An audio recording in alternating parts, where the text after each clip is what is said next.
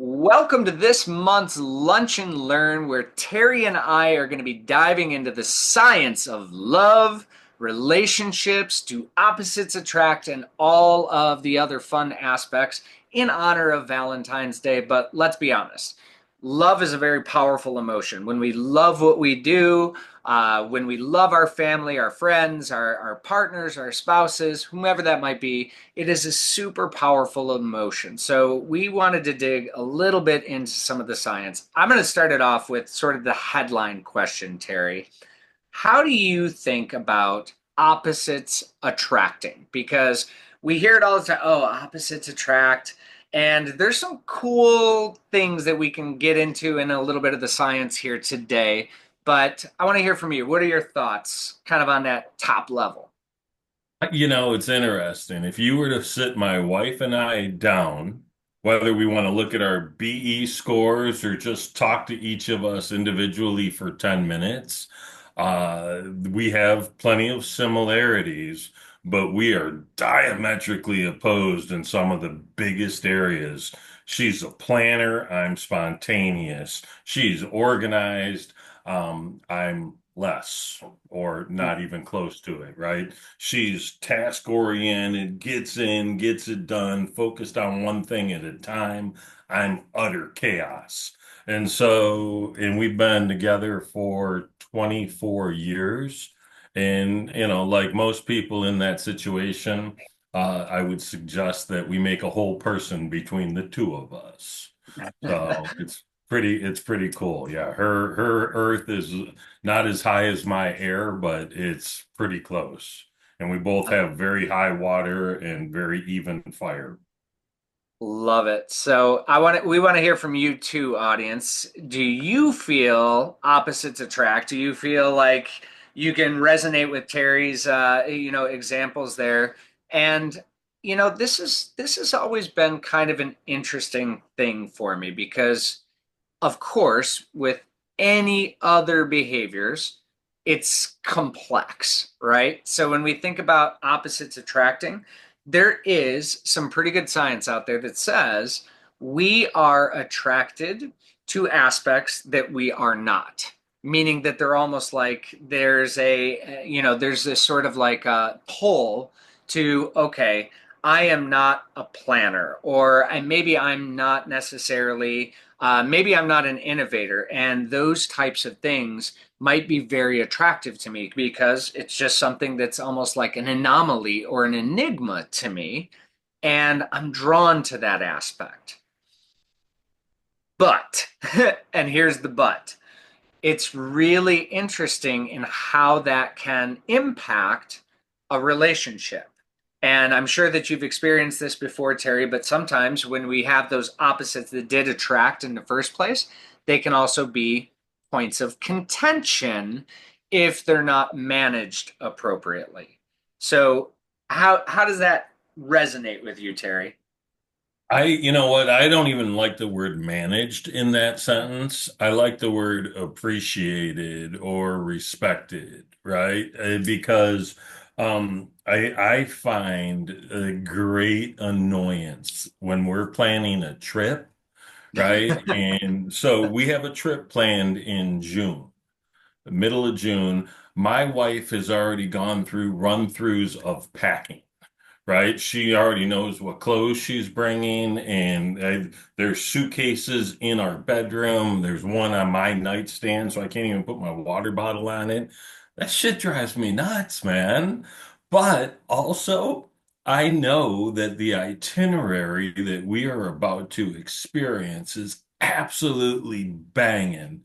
And if I were in charge of the trip, we would get there and not even know where the hotel was, right? We might have to go find a hotel to book while we arrive because that's who I am and that's who she is. And so when I say managed isn't the we can't manage them. We can manage how we feel about what they do. And so if we reframe to appreciate or respect or at least acknowledge and show some great gratitude for the good that comes out of that. insane amount of anal retentiveness. I think there's value there. And before we get your take on that, you do opposites attract, Jay? We kind of let you slide. And I know from a BE perspective, and I've met your significant other. I'm curious to hear how this gets answered. So yes and no from my perspective, and I'll share this, and I do want to comment on some of these things in the chat here, but I do find it interesting. You brought something up, and it the the idea of not knowing where you're at. I can tell you a story. It's kind of embarrassing, but like this was about 3 years ago, and two of my business partners were driving me to the airport, and the question was, "Well, where are you staying?" And I was like, I don't know. And they're like, what do you mean you don't know? Like on the way to the airport, they're like, I don't know. The client booked it and so on and so forth. Well, are they picking you up? I was like, I don't know. I didn't ask. I assumed so because, I had asked, do I need a rental car? And they said no. And they were like, so you don't, how will they know? Like all of these questions never even occurred to me until on the way to and I could see the anxiety literally dripping out of their pores. Like you don't know who's picking you up, or if you're getting picked up, you don't know what hotel you're staying in. Do you know anything? Yeah, I know where I'm supposed to be to give the training. And everything else I can work out. Like that's everything else, I'm good with that. That's fine. If I get there and there's nobody there, I'll get an Uber. If I don't have a hotel, I'll get a hotel. I'll work all that out. Don't worry about it, which literally was making heads explode. So you said that. I thought I would share that with you because I think we would travel really well together until, catastrophe hits. So, Which we would deal with as it happened because that's who we are and what we do, right? yeah. So I But it would am freak everybody else. Yeah, and I'll comment on the chat here in just a moment, but I think that there is a part of me that is attracted to the opposite. So people who have high empathy and I'm not saying that I don't have empathy, but the way that mine shows up is much more cognitive or intentional, as opposed to it being emotional. I'm a problem solver. I'm good in a crisis, and like that's really sort of my MO. So for me, somebody that is much stronger at connecting on emotions is definitely something that is attractive to me, and I would say that that's pretty consistent. But I'm also attracted to things like fire and air very much so. Like get it done, new ideas, bring it up because like that energy has to match as well. So finding a balance in there is kind of important to me. But that's also one of the things that I've really realized is that attraction that we feel is only as good as you said, the respect, the consideration, and the value of being able to really appreciate that other side. Because I can tell you in different instances, and I'm not even talking about like romantic relationships, just in general, like personal relationships, professional relationships, if it is one of those things where I'm feeling like there's too much planning just for planning's sake, I'm going to probably end up rejecting that. And it's not going to be attracting my energy or attracting my attention. If I feel like it's planning to help me win, you're darn right. Then I'm attracted because now it's really going back and I can see where it's more aligned with my actual natural things. So being able to respect the other side, being able to understand how the other side's showing up, I think that's one of the most critical things. And that's where I think communication, that's where I think being open to receiving feedback, corrective feedback sometimes, and even complimentary feedback sometimes is really, really essential. What's your thoughts on that? I think that's absolutely right. As long as we're open to it, but the timing of it and the purpose of it has to be bang on, right? So this trip that I mentioned earlier is a big, long, lengthy tour. And we started planning it, and by we, only half of us, over a year ago. Right? She's been on this thing and it's like an 18-month run by the time we actually get there. And she's been sending messages and Instagram posts and all this crap. And I finally said to her last week, okay, I'm ready to start looking into this stuff and actually thinking about it now. And she's like, well, thanks. I've been on it for a year. Because I'm not like it's so far off in the future, right? I got way too much stuff to do between now and then. Not that she doesn't, but I need to stay focused on the things that are going to be able to make this a luxury trip as opposed to we're going to stay in hostels, you know? It's Sure. like crazy. So, but I love that, the acknowledgement, the appreciation, and really the ability to actually say, I can't do this right now. I appreciate that this is who you are and what you're about, but I'm not there. And so you're gonna have to let me breathe over here for a while. And I promise I'll catch up when we're ready. And so having that super open and candid communique is really important. And I'm seeing a lot of comments in the chat. Number one is I probably should put a trigger warning on telling that story about my travel because I think I may have caused some Did panic you hurt amongst people? people. So I have gotten a little bit better. I do at least know I've learned a lesson or two along the road of like maybe I should at least know where I'm staying. So don't worry, I am capable of growth and we're getting there.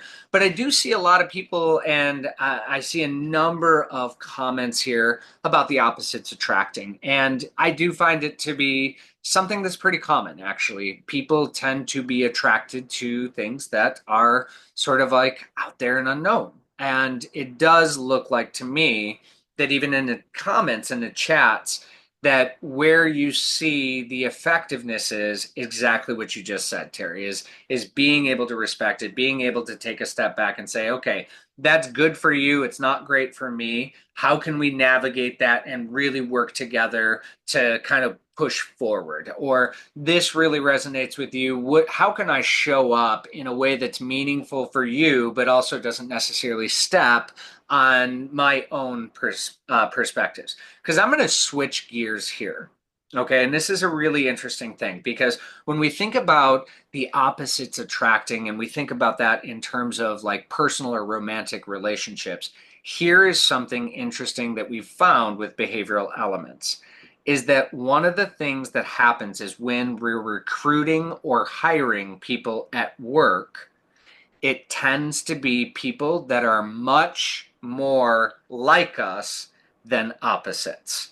And when we're not careful, we tend to bring in a number of different biases. So, what is the difference? What do you think the difference is? And I don't have a good answer for this one, but typically what we see is like hires like. And I'm talking about not even just the unconscious biases that we carry and that we have to try to be more cautious and thoughtful about, but I'm even talking about even from a behavioral element. So I was working with an IT company. There was a fire that was the CEO. It comes in and yells, "Hey, we're going to do this. We're going to blow these sales out of the water. We're going to do this. We're going to double this. And I want you smiling and dialing and get out there and call." What that fire CEO did not realize is that they had an earth and water that was the HR person. And almost every single one of the people that had been hired were earth and water, almost to a T. That initiative from the CEO absolutely abject failed because they're much more structured in their approach to sales or anything else like that. We had to retool that. So, why is it that opposites attract maybe in the romantic side of things? But when we see it in practice in an organization, we're actually attracting people that are actually more like us. What are your thoughts? I've said for years that we generally like people that we perceive to be like us, right? And so when you're hiring, a lot of times, especially HR folks, are thinking about cultural fit. And so that similarity, that openness, the dialogue, or even just how you handle yourself. It's like I tell people BE is important from a sales perspective because it allows a good salesperson to chameleon to the people they're talking with, right? So they can be perceived like them, which all things being equal, people do business with people they know, like, and trust, right? And that likability thing is so important.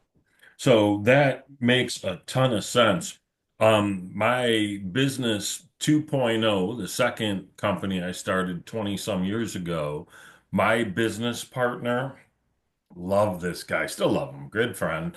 Um, I almost identical. We were a split image of each other, which was great because we got along, had all the fun, did all the things, and when we won, we won. But when we lost, we didn't realize why until you actually dissect. Yeah, he had all my strengths, and yeah, he had all my weaknesses.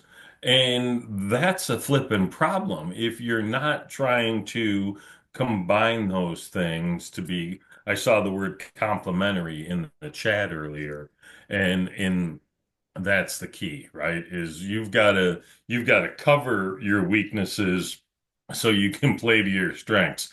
I double down on my weaknesses. That's that's not a fit, man. I love that. Well, and it's interesting, even in looking at like my company, we have a higher level of fire in our company. And I think that's probably because I either like exhaust people or whatever else. So, fires tend to do okay and we have fun together and everything else. But we do have a good balance. And I do recognize and appreciate every different approach that people bring in. So, what you had just said, I think resonates with what Allison had said, and there's the known quantity aspect in the work. But I do want to bring up, okay, let's talk about a little bit of maybe we are attracted to the opposites, but that's not always the case. Okay. So, and I even saw like Jennifer had posted and a couple of other people hosted that there was opposites and maybe that did work or that didn't work and then there's attracted likes. What happens when we get into a relationship and we are identical to somebody and maybe we do have that kind of aspect of sharing a brain? Have you seen that, or have you seen any of those types of experiences over the course? Have you ever found yourself in somebody where it's just like you are completely aligned? There is no opposition. It's like kind of shared brain going forward. And how did that play out for you, Terry? You and I have that in a lot of ways, honestly, and I think it's highly beneficial, especially since you're smart enough to surround yourself with people that are opposite and cover for some of those weaknesses. And I've had to be that same way. The synergy. I'm thinking about a gentleman that was my dad's business partner for 25 years. His air is higher than mine, but he's pretty watery too, and his fire is pretty high. Zero earth. My dad, who never took the assessment, would probably have a decent amount of earth, right? It wasn't non-existent, and his fire was through the roof, right? Mm, So they could complement each other, work together, set a vision, and move toward it and keep going after it. And I think when it clicks, it's an incredible thing. But yeah. we always have to be mindful of, I don't, both of their waters are probably fine, but not super high. And when you're running a 120 person organization, you definitely need that water level to maintain. I remember there was when I was a little kid, my dad, before he even owned the company, there was a drawing on the toilet in the stall in the men's room, and it said Gary Bean, and it was a cartoonish picture of his head just sticking out of the toilet. And I just like I was probably 8 years old and thought, oh, this is really cute. And then I really thought about what that actually meant. And I don't think that was like a fan favorite image. I'm sure he didn't draw that himself, right? Because he was a driver. He was a hard guy to like wicked witticisms and total smartass. And, if you're on his good side, you're good. But if you're not, you're getting burned repeatedly. Yeah. Well, and I think that when we look at something like attraction, right? And this is, I think, one of the important things is attraction does not always necessarily mean love. We can be attracted to objects, we can be attracted to personalities, we can be attracted to I always make the joke about like what is it what attraction, right? If you've ever seen that couple that you look at and you're like, whoa, like that doesn't make sense. It doesn't add its Beauty and the Beast. Like, what does he see in her? What does she see in him, or anything else like that? Attraction really is in the eye of the beholder, right? So it can be, I'm attracted to somebody for how safe they make me feel. I could be attracted to somebody because of their intelligence. I could be attracted to somebody because of their humor, some kind of physical attraction, or anything else. So, attraction, and even looking at it in that sort of contextual style, is we often will lean into either something that we are alike or not alike. So, if we see it as, hey, we're different in our behaviors, but I would be willing to bet that even for those of you that are opposites attract, you probably have a lot of shared values, shared ideas, shared considerations. So I want to hear that in the chat. So you may see yourself as opposites, maybe behaviorally, or maybe planning versus not planning or anything else. But could you comment, do you see yourself as having really strong similarities in some big aspects, some of the value propositions or some of those identity markers, maybe having some of that similarity? Because I think that that's important too, right? If we're just 100% oppositional or in opposites, and we really don't have maybe a shared sense of music or a shared sense of career or a shared sense of something, that opposites almost become more of a detriment than an attraction quality. Does that make sense? 100%. And so as you were saying that, and it's great that you brought up music because I kept thinking in the chat, how long does it take you and your significant other to settle on something to watch on Netflix? Mm. Right? It's like, how hard is that conversation? What's that debate like? Fine, we'll watch your rom-com tonight, but we're definitely watching this war movie tomorrow, right? Whatever the I case may be. capitulate. Yeah, right. It's No, just easier. But, but that's that or the dinner conversation, right? Whether you're going out to eat or eating at home, that discussion is always wild to me and how long it takes. no. The funny thing is at least for Francesca and I, we both capitulate. It's like, no, no, no, I'll watch it. No, no, no, no, I'll watch that. No, no, no. And then finally, one of us just has to make a decision. So, It's like standing at the door with a really nice person who says after you, no after you, no after you, and then yeah, finally one of us exactly, has to exactly. go. Uh, Yeah.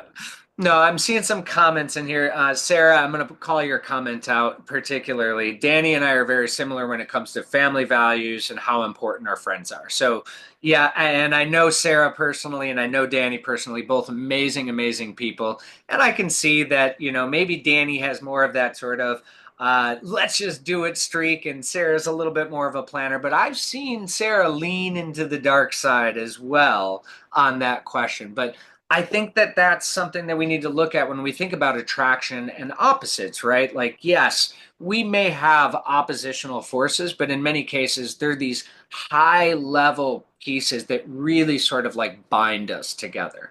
I think even for somebody like you and me in the relationship that we have, Terry, we obviously think very similarly or act similarly, but we also have a lot of shared values, like a desire to help other people grow, a desire to deliver training, and sort of this like necessity for mastery. Like we both want to be masters in our craft and are constantly working at sharpening our saw or generating experiences. And I think when you have some of those core values aligned, even if I'm a fire and you're an air, and my secondary is an air and your secondary is a water, it really does kind of create that like solid ground for us to explore the world together. Does that make sense? 100%. And I think that's so bang on, right? And so, yeah, your behaviors are a thing, but they are so inextricably tied to your values, right? And the nice thing about behavior, it can change. The challenge is if your values change, those are people that I am willing to question all day long. Like, how did that happen? And I'm a big fan of when we learn better, we do better. Maya Angelou. I think that's a very important thing, but those values are deeply seated in most of us. Yeah. And, I think in a lot of cases, even when we try to shift our values, we end up going back to like if it's truly one of your core values and you say maybe you're trying to get away from it, that's a mask in many cases. You're going to end up coming back to that core values. Repression is never something that actually makes it go away. It just kind of tamps it down for a little bit. This is one of the things that I think is really important is that shared value systems is more important, and I'm going to say this, and I don't say this very often, more important at determining how you're actually going to interact in, say, a love relationship, whether that's a personal, professional, or even just a friendship type love, whatever the love is, those values, I think, ultimately, and that's not to say that I don't think you can have a great relationship with somebody that doesn't share your particular values, but if you are so diametrically opposite in that value statement, I think that that's where you start to get into some challenges. And I think we see that a lot in the media or anything else. And like, hey, no, this is my core value and it is at odds with your core value. You're going to have some tension and conflict in that space. So, We've how do seen we that. navigate that? We've seen that in the political discourse of the country, right? And fundamentally, that's the problem. Or problem isn't the right word, but that's the issue, right? We assign different value to different things and choose sides as a result, and then fight like hell to support our side without spending any time trying to learn about their side and why that stuff's important. And that book does a great job of representing that part of the conversation, right? Yeah, So so if you didn't catch that, there's a thing in the chat, Super Communicators. It's a cool book. It's definitely something that you can have some of those conversations about difference in values and learning what's important or how to navigate those conversations. Author's Charles Duhigg. But let's talk about that, Terry. So let's say whether it's in politics, whether it's family, whether it's somebody else, and maybe we do have that oppositional feeling.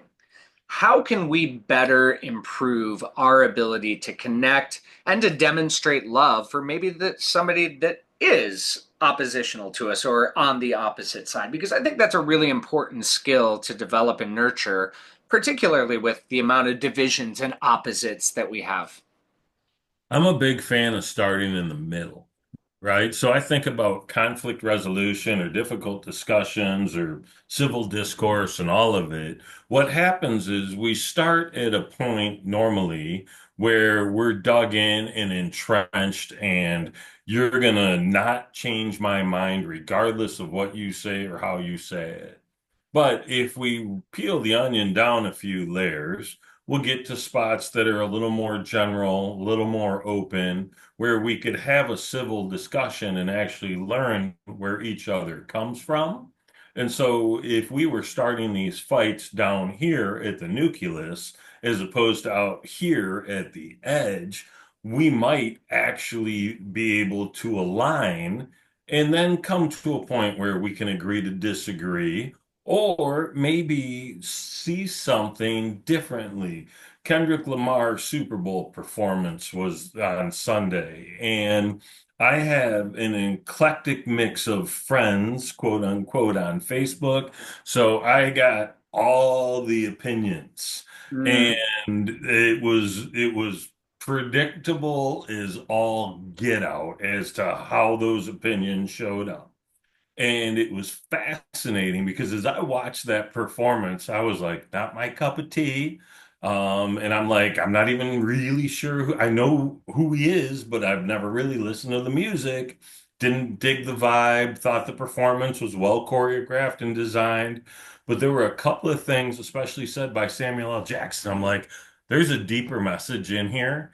And I get that it's not aimed at me, but I gotta see the debrief tomorrow to see what actually happened.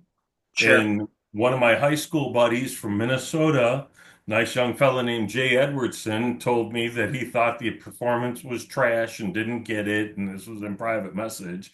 I said, "What did you read about it?" He's like, "Nah, just people bitching mostly." And I sent him a long, drawn out explanation of what this thing was actually about. And he's like, "Can I call you?" And he thanked me for opening his eyes and having this conversation, and he sees it in a different light now. And a Super Bowl performance is supposed to be entertainment. Well, I mean, you could have been entertained if you were singing along or dancing Sure. along with it, but you weren't because it wasn't, the Rolling Stones. And I get that, but it was meant for something so much more. And that's the challenge with art, is that it is completely subjective. Hmm. But I like what you talked about there because I think there's an important lesson in that regard is you saw it, you saw the performance, let's call that even, you saw the behavior, you saw that exist. And rather than just an outright rejection, your brain went to that place of curiosity. Oh, well, I'm going to look at the debrief. I'm going to explore this. I'm going to try to get a better understanding of it. What was this here to teach us? And even if it wasn't your flavor, you still gave it enough respect to take a look at it maybe from a different perspective or a different light, or to look at it from how this was being demonstrated maybe by somebody else or somebody else that viewed it that was like, wow, this is awesome. And you were open to having a dialogue and a conversation because I think a lot of times we're afraid to engage in a civil discussion or a discussion based on curiosity because either we're not 100% sure how to do it or we're concerned about a reaction or a rejection from somebody else. So I really appreciate that you kind of took that curiosity frame. I think if we did that in relationships, just in general, more often, we'd probably have a lot stronger relationships rather than just saying, no, you're wrong. But help me understand, give me the debrief on this. What was the intention behind it? What did that look like? How did that feel for you? What was the purpose behind that? And really coming at it from that place of curiosity, I think that that's one of the fundamental aspects of understanding each other, whether you're on the opposite sides or the others. So there's some amazing comments in the chat too, and I just want to point people there if you haven't looked at them. Um, awesome comments, and we do want to hear your questions too. So if you have questions or anything else, but like one of the comments that I want to draw out here is from, let's see, where was it? I just lost it. There was a Sue.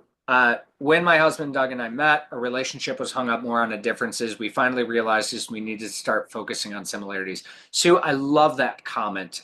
Number one, I think it's great that you were able to kind of see that and transition that. But I think it's so insightful because this is actually something that I really look at in terms of when I'm struggling to connect with somebody, or, and again, this can be personal, this can be in a relationship. If I'm struggling to connect with somebody, sometimes going to the places and saying, what do we have in common? Where do we have that common ground? Where is it that we can both stand on the ground sort of united before we really start tackling? I think that's embedded a little bit of where's the middle and where can we actually get into each other. But that sort of similarities, and I've had the good fortune. I've been very privileged to travel to nearly 40 different countries at this point in time. And one of the things that I learned in those travels is that from a human being perspective, we actually have a lot more in common than we do outside. We all want food on the table. We all want a roof over our heads. We all want the best for our families, for our friends, for our next of kin. We all want, a safe environment that we can be ourselves and we don't have to have the fear of, bombs overhead or anything else like that. So I really look at that when we get down to some of those values. If we start with that, I think it can create the space for some additional dialogues. So even in a loving relationship or a partnership or whatever it is, and in that personal side, if you really do kind of take a step back and say, where are we so aligned that it's just awesome. I did see Francesca say, traveling together, reading together, the same types of interests in books, contents, well, all of that. So Ooh, that's an Elisa asked a interesting question. question. Yeah. Yeah. Why I don't we move from a place of alignment? Terry, swing away. I want to I want to understand that question better before I answer it. Are you saying that once we're aligned, why doesn't that alignment separate?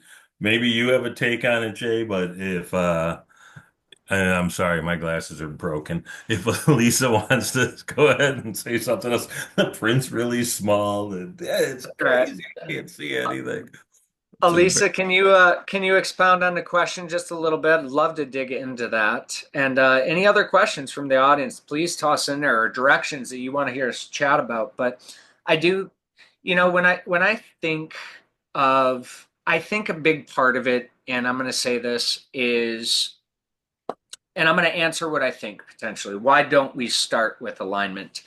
I think Daniel Kahneman, the author of Thinking Fast and Thinking Slow, and he talks about sort of like the logical and cognitive biases that we all have.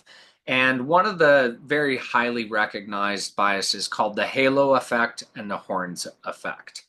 And I'll share an example of this. I talk about this a lot when I'm doing like talks on dealing with difficult people or even difficult conversations.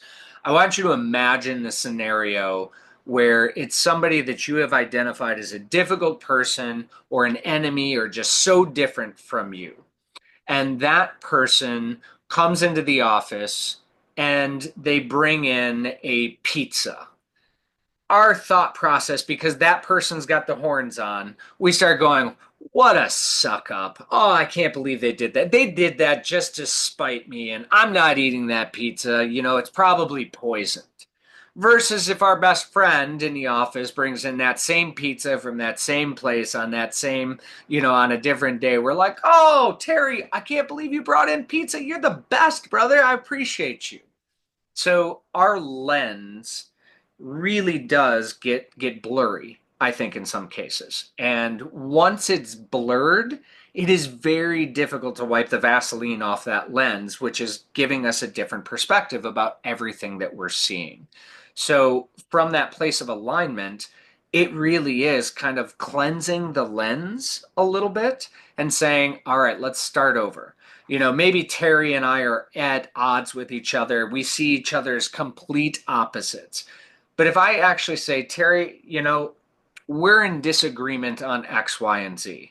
Let's maybe see if we could find some place and clear our lens where we are in agreement. Let's have a conversation about that. What kind of music do you like? What kind of this? What kind of this? How do you see this? What do you see here? And really actually coming into a conversation from a place of curiosity, more than likely, we're going to find some places that we are aligned. And let's start building trust on that alignment.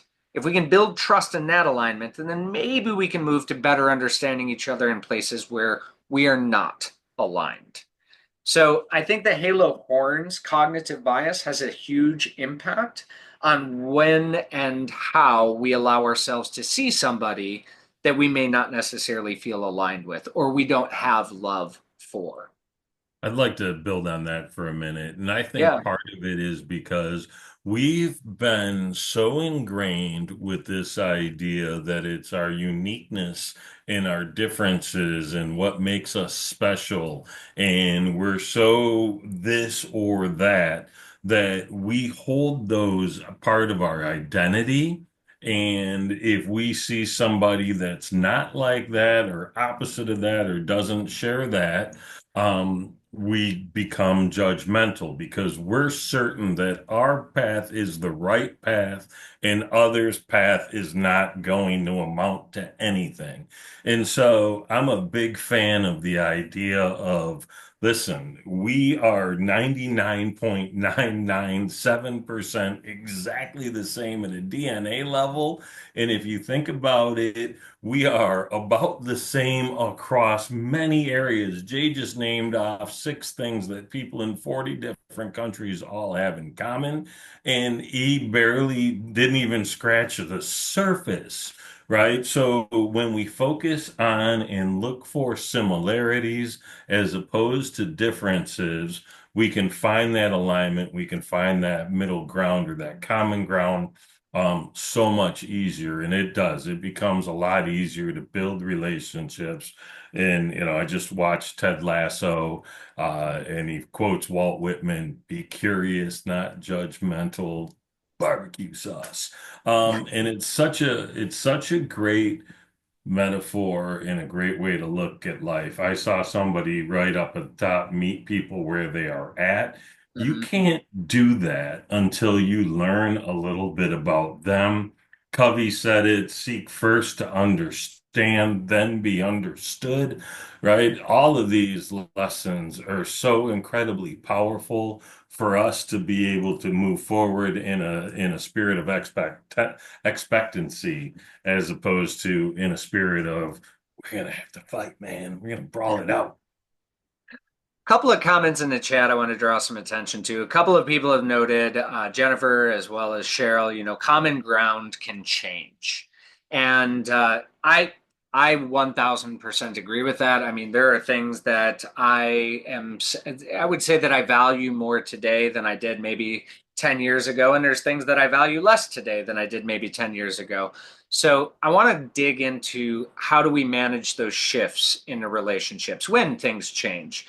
But I also want to say that I really like Lou's comment here. This is all predicated on the fact that we're willing to be open to a conversation in reality and not just a head nod. Because I think that that is super important. Is if we really are open to getting a better understanding, I think that we're going to come into it with a more authentic from a stronger place of authenticity. If it's one of those where we're just trying to exploit the difference or exploit an understanding of the difference, we can use that. It's going to come off very, very, very differently. So, but let's dig on that, okay? Because love, some people say love is fickle. Some people say that our love interests, whether that is in objects or the things that we're passionate about, or whether that is in people, friendships, those things can change, or our own perspectives can change. How do we navigate that with a little bit of grace and consideration? How do we do that to maintain relationships? How do we do that in terms of let's ask the difficult questions? What happens when we no longer share those commonalities or those common grounds? What are your thoughts, Terry? I think it really goes back to asking questions and trying to formulate that understanding, right?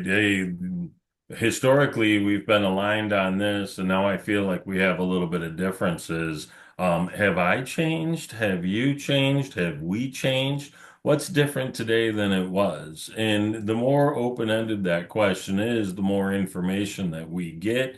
And when we practice our really good active listening skills and kind of replay a little bit about what we heard and what we understood to give them a chance to make sure that what we heard was what they meant, we Mm. can actually get to the bottom of real conversations. The challenge is, and we've seen this in 4,000 Facebook posts over the last 8 years.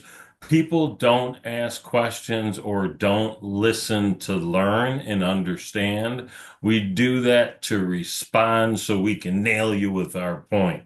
And that serves zero people. Yeah, I would agree with that.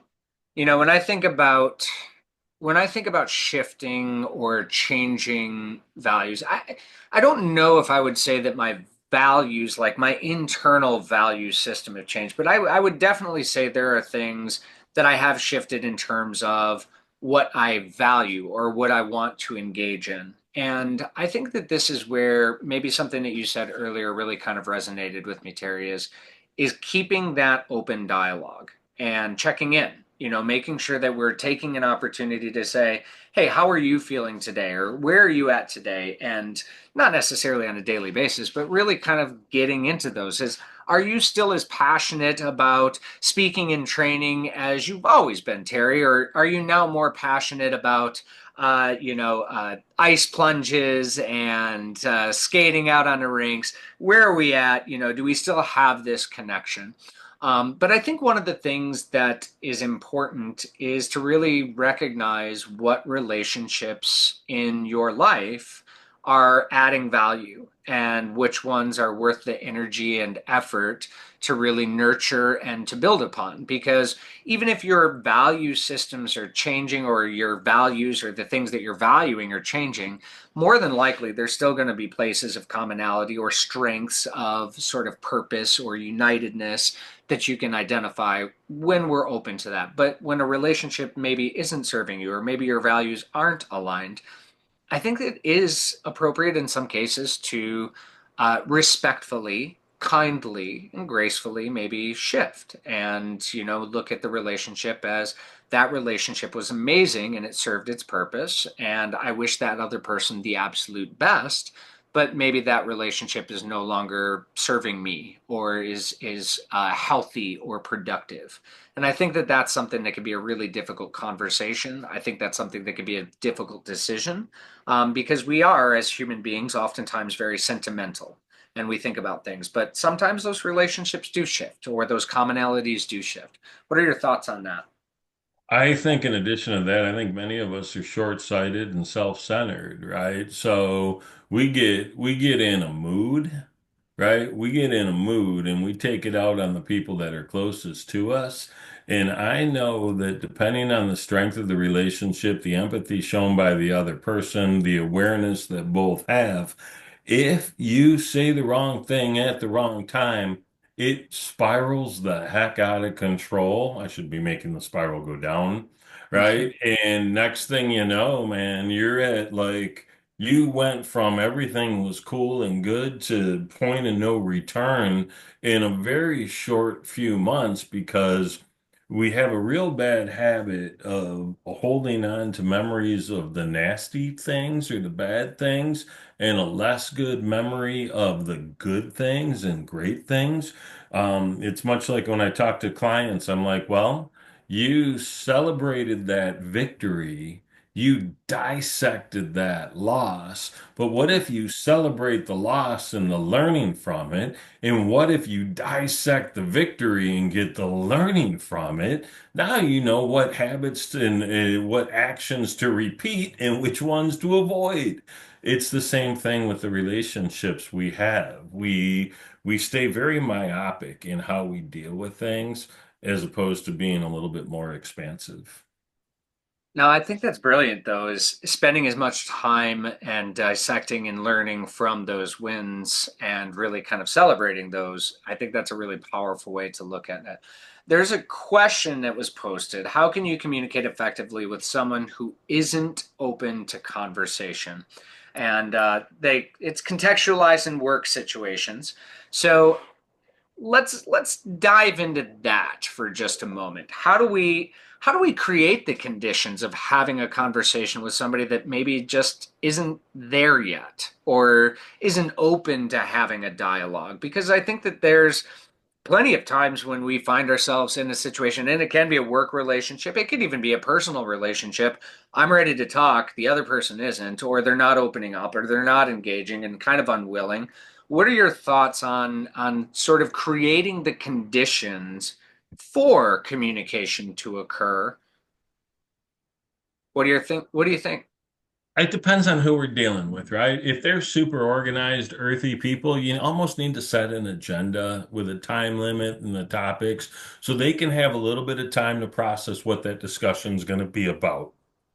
If they're more airy, you can just hop into the conversation, maybe set some ground rules and have an agreement about, hey, this is what we're going to cover. We're not diving in any of this. When we get to a point where we're bringing up stuff that doesn't relate directly to this, here's the high sign to stop and get back on track. But we've got to formulate some sort of agreement in advance. And it's important, I think, to kind of discuss what the desired outcome of that discussion is. Again, not everybody needs to pre-plan. But I would imagine that there, especially the more important the discussion is, the more heads up you want people to have about what it's going to be. Um, I was joking with somebody, and I don't know about you, Jay. I come into every one of these conversations. We're at 15 of these now, lunch and learns, and I have spent a grand total of 0 seconds planning for any one of these discussions. I don't think you plan much more than that. You may come up with a couple of questions to kick it off. I'd love to hear that. But like you can throw anything at me at any time and we're going to have a discussion. I understand that I'm not like everybody else, right? Mhm. So you have to really going back to meet people where they are, right? And understand who you're trying to have that discussion with.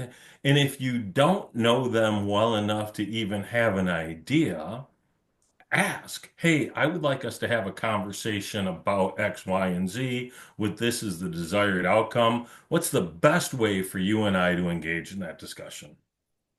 Yeah, I like that, Terry, and I like sort of setting the standards because I'm thinking about times when somebody's come up and be like, "We need to talk." And my first reaction is like, "No, we don't. I don't know what you're coming in with. You have not shared. I did not agree to have this conversation yet." So I do like that, setting the parameters. And I'm going to comment one other thing that I really have looked at, and I'm thinking about maybe like a past. This was actually a very good friend of mine whom I had frustrated, no question, and they were not in a place and they were not ready to have a conversation or anything else. And I know I, quite frankly, I pissed them off. And yeah, okay. So number one is I was persistent, and I would constantly be sort of reminding them, hey, it's really important that we have a conversation. This is meaningful and it's important to me. I'd like to get a better understanding of what's happening and how we might be able to navigate this forward. So I kind of set the projections of what do I want to accomplish? This is important. And I stayed persistent. And honestly, the person's highly introverted and reacted. But over the course, and it took 2 weeks, eventually they were like, okay, I'm ready to have a conversation because I did inform them that it was really important. But I think one of the other aspects that I think about personally is if somebody's not willing to have the conversation, that might be the first conversation I'm going to try to have. And it may look something like this. Hey, Terry, it seems to me that when I bring up X, Y, and Z, you push back or you recoil. Can you help me understand what it is about having a conversation that's creating a situation of discomfort for you? And I'm going to have that conversation because they may say, I don't have time for this. I don't think it's important. I don't see this. I don't see this. And that's going to give me some insight to say, okay, how might we be able to navigate our relationship moving forward? Because I feel like you might be experiencing some hurt because of X, Y, and Z. And I'm going to use that more of let's have a conversation about the conversation or why we're not having the conversation to start off with to get the insights of where are we really?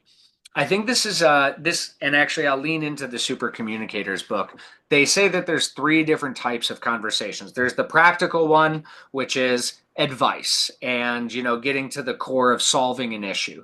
Then there's the emotional one. It's about talking about what the empathy is or what feelings are actually occurring.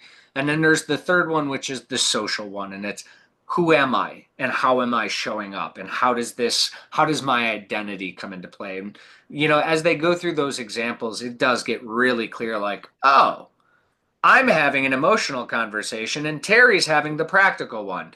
I just said how angry I am about this person cutting me off. And Terry's like, well, the practical advice is just slow down and don't drive. And I'm like, I don't want you to tell me how to fix it. I want you to tell me I'm not crazy for being angry. And, when we're not having the right conversation, I think that's where we can really get into the resistance points.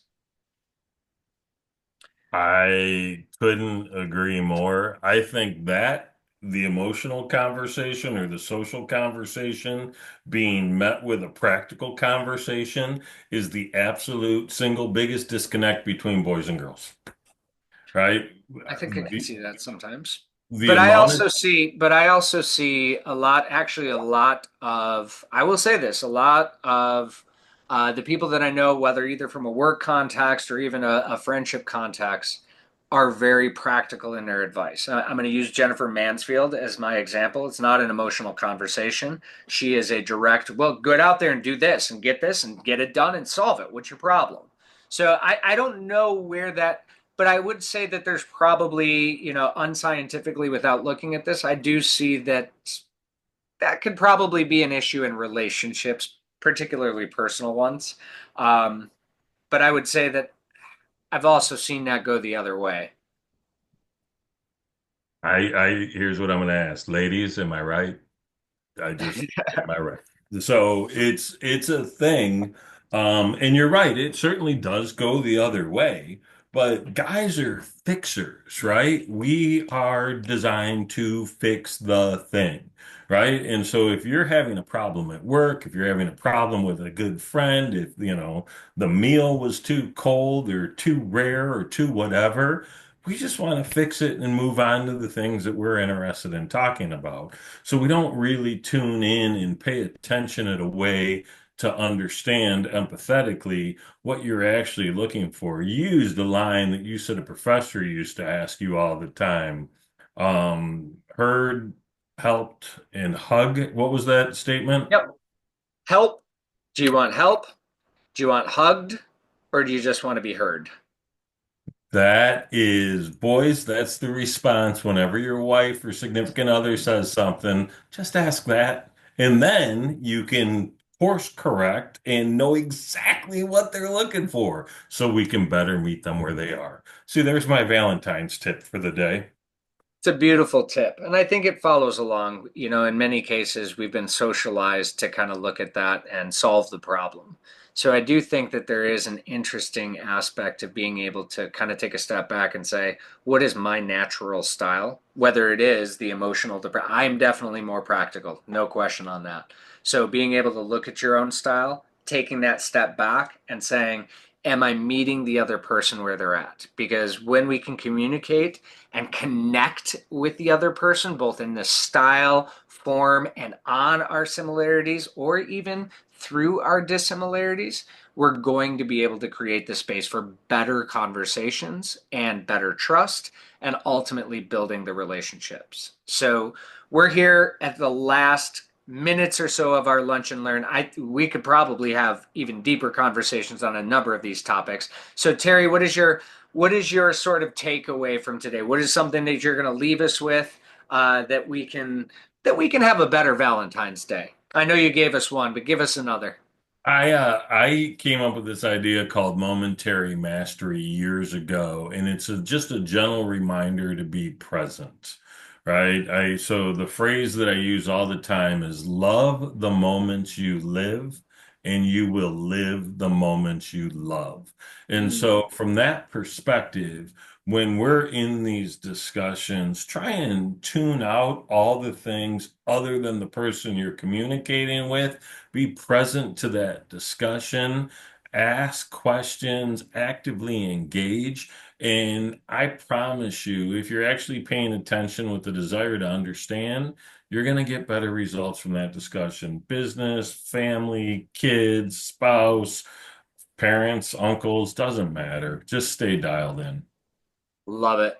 So I am going to offer my one is no matter where you're at, whatever the relationship is, check your ego and take a step back, offer a little bit of sort of what is this here to teach me? Where do I need to extend some grace? And I think that that is one of the things where we can say is if I'm actually interested in trying to better understand from that place of curiosity, that is going to give me a way more authentic approach to communicating, whether they're opposites, whether they're aligned, but that's going to create the space for us to have better conversations. So I want to say thank you to our audience for joining us in this month's Lunch and Learn on the elements of love and whether or not opposites attract. So I hope that you took a lot away from this, and we will look forward to catching you next month where I've got an entire script of all of the things that are happening and pre-planning for that session, Terry. So don't you worry. It's you. Kind of. Oh, I'm so impressed. March 11th, noon Eastern time. We'll be back here. Hope to see you then. Thanks, everybody. Take care. Have a great day. Bye bye.